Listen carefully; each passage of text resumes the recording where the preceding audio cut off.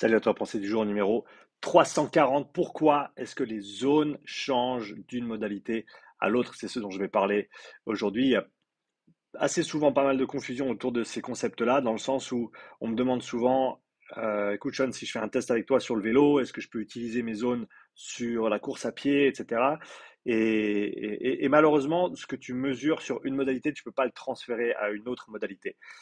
Une fréquence cardiaque max en course à pied ne se transfère pas sur du vélo.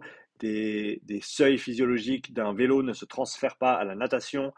Des vitesses de nage ne se transfèrent pas sur de la vitesse en course à pied. Je veux dire, ça paraît assez évident comme ça, mais il faut se dire que, il y a plein de facteurs qui influencent ces différents facteurs physiologiques. Les principaux étant la masse musculaire engagée. Donc, si tu fais du vélo ou si tu fais de la nage ou si tu fais du rameur ou si tu fais de la course à pied, tu n'as pas la même masse musculaire qui fonctionne. Donc, tu n'as pas les mêmes demandes au niveau physiologique. T'as pas la même position du corps dans l'espace, c'est-à-dire que ben, tu peux imaginer la natation où tu es entre guillemets couché, alors qu'en course à pied tu es debout et donc une demande au niveau cardiaque qui est beaucoup plus importante au niveau de la course à pied notamment. C'est pour ça qu'on voit des fréquences cardiaques élevées souvent ou les plus élevées en course à pied ou alors sur des sports debout où il y a beaucoup de masse musculaire comme du ski de fond par exemple, ces efforts corps complet mais debout, et alors qu'en vélo, bah, tu vas avoir des fréquences cardiaques max qui sont un petit peu plus basses. Au final, la fréquence cardiaque max en elle-même, j'en ai déjà parlé dans d'autres vidéos, c'est de loin pas une mesure, c'est de loin pas la mesure la plus intéressante. Je dirais même que c'est une mesure qui n'est pas très intéressante du tout, étant donné qu'on se détache maintenant ou qu'on doit se détacher du fait d'établir nos zones avec des pourcentages de fréquence cardiaque max, on sait que ça ne fonctionne pas, ou on sait qu'on a un grand degré de chance d'être complètement à côté de la plaque pour la majorité des personnes. Donc, on ne veut pas utiliser cette FC max comme référence. C'est un chiffre qu'on va atteindre à un moment donné, mais ce n'est pas nécessairement un chiffre qui nous donne des informations intéressantes sur la personne.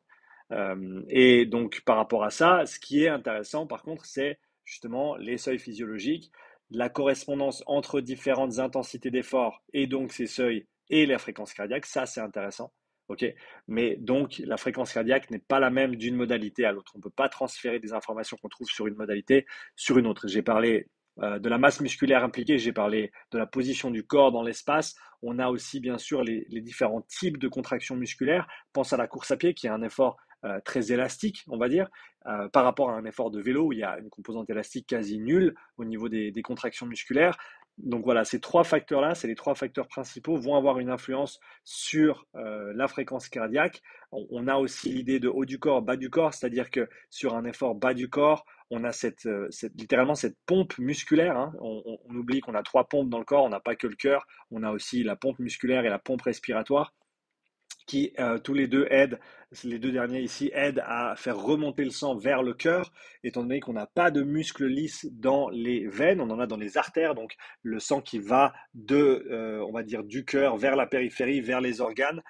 On a des muscles lisses qui vont aider à pousser, pomper presque le sang. Par contre, sur le retour, on n'a pas ces structures-là. Par contre, ce qu'on a, c'est les muscles du coup qui se contractent et qui se relâchent et qui effectuent ce mouvement de pompe. Et donc, qui vont pomper le sang dans notre système veineux. C'est pour ça que des fois, tu vois des coureurs qui vont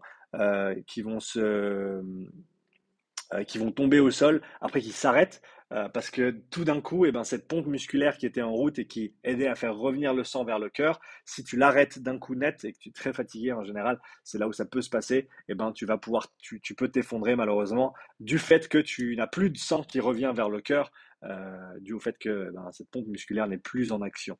Donc, on a ces muscles qui prennent part au niveau du bas du corps, surtout pour faire remonter le sang vers le cœur, ce qui n'est pas le cas avec le haut du corps. Donc, si tu as un effort uniquement haut du corps, par exemple sur un vélo à bras, sur un ski erg, ça peut se passer également, tu as une fréquence cardiaque qui va être plus haute que ce que tu verrais normalement, notamment avec le bas du corps, parce que ton cœur doit travailler plus dur pour pousser ce sang, pour faire circuler ce sang et pour le faire revenir aussi, vu qu'on n'a plus cette pompe musculaire, notamment qui se trouve principalement au niveau des mollets, dans le bas du corps, que ce soit sur un effort de vélo ou un effort de course à pied, ce bas de la jambe donc qui va nous aider à faire remonter ce sang vers le cœur. Donc tu as tous ces facteurs qui influencent la manière dont le sang va être distribué dans le corps, va être pompé dans le corps, et donc qui vont avoir un impact direct sur la fréquence cardiaque. Et donc tous ces facteurs font, je reviens à la conclusion du départ, que tu ne peux pas avoir les mêmes zones, entre guillemets, ou les mêmes fréquences cardiaques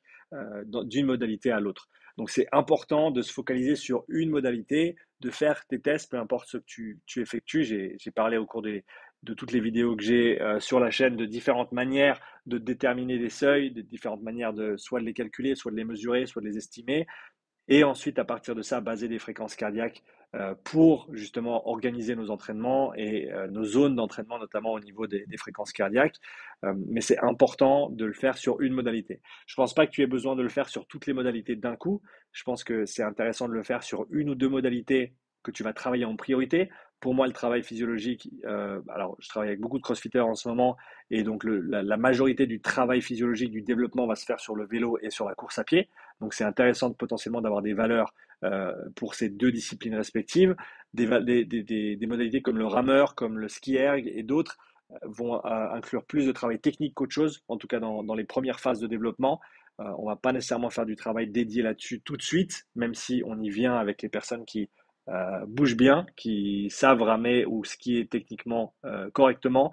Et à ce moment-là, ça vaut peut-être la peine d'aller plus loin et de faire un test un petit peu plus avancé pour déterminer les zones des fréquences cardiaques, etc.